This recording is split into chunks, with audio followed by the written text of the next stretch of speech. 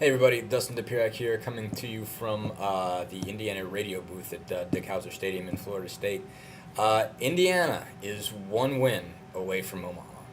Say it again. Indiana baseball is one win away from the College World Series.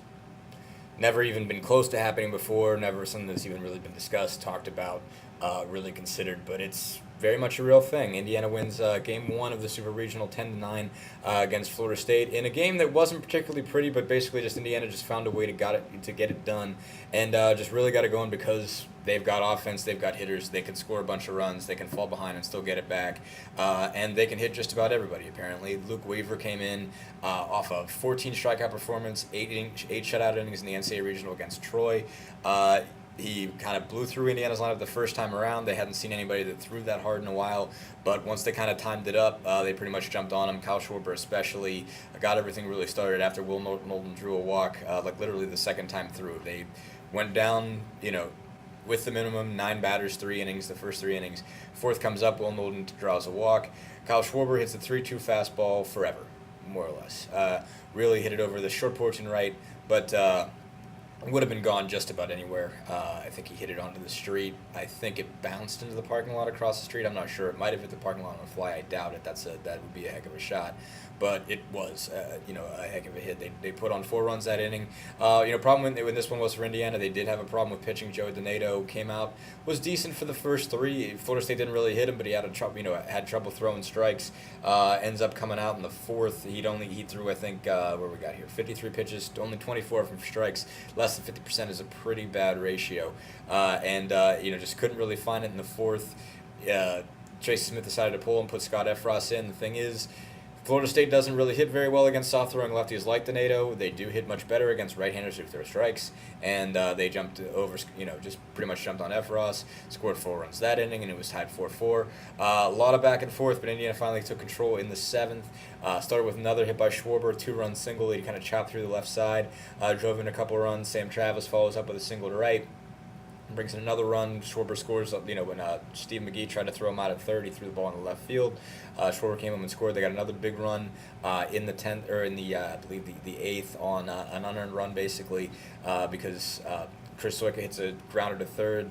Jose Brizuela was all over it, but he threw it away, and scored a big run there because Florida State comes back, put 2 on in the 8th. Scored 2 runs in the 8th, thanks in large part to a drop fly ball by Justin Curtin, which is sort of shocking considering how good he's been and considering the play he made to really basically to beat Austin Peay in the regional. Florida State comes back then with a home run by John Nagowski. A 2-run ball makes it 10-8. Got a little bit sketchy in the 9th as well. They brought Will Corson Carr in, even though they had Ryan Alstead in. He started to struggle a little bit. And Corson Carr put the winning run on second base, had a tying run on third. Still got a couple big flyouts. Stephen McGee flies to center. They decided not to send anybody home because Justin Curtin came up throwing. He wasn't going to score. And got Marcus Davis to fly out to end the game. Just really very nerve-wracking game in a lot of different fashions. Indiana just really had to scrap it out, despite the fact, again, they didn't play very well defensively. They didn't pitch it particularly well. Had to go through a lot of their bullpen today. Used 6 pitchers to get through this one, including a starter in Corson Carr, but they got it, and that's really the biggest thing, especially in a best-of-3. To go up game 1 is huge, because basically they've got 2 chances to win 1 game. It can go to Monday if they have to, but just sort of took control of the series, again, despite not a great outing. And it sets them up. It's an interesting series from this point on, and just really just showed they belong here. I mean, there was obviously jitters in the first game of the regional as Indiana just kind of dealt with the weight of being a favorite, in a regional, of being, the first ever Indiana team that really was supposed to win a regional, coming in at home, having a huge crowd. They sort of got very jittery against Valparaiso. You saw with this group tonight, they weren't nervous. Even though they had some defensive miscues, it wasn't really because of nerves. They weren't at all really daunted by Florida State, even though they had a great crowd.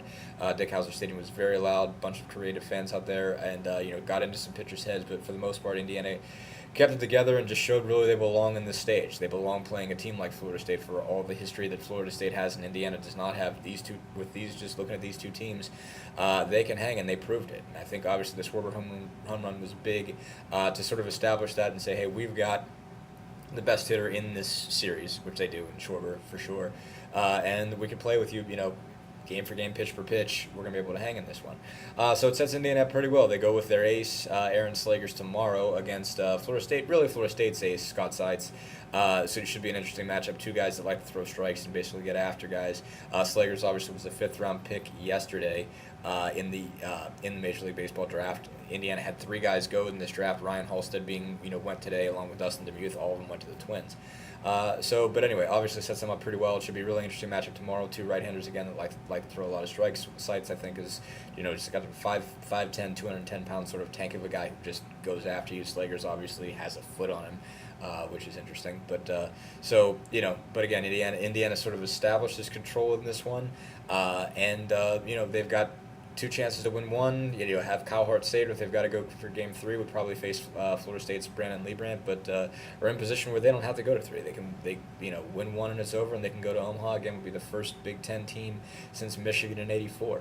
So basically, again, landmark win. First time Indiana's ever been here. They come in and they win the game, and they set themselves up pretty nicely for the rest of the weekend. And we'll be coming at you from here the rest of the time. Thanks, guys.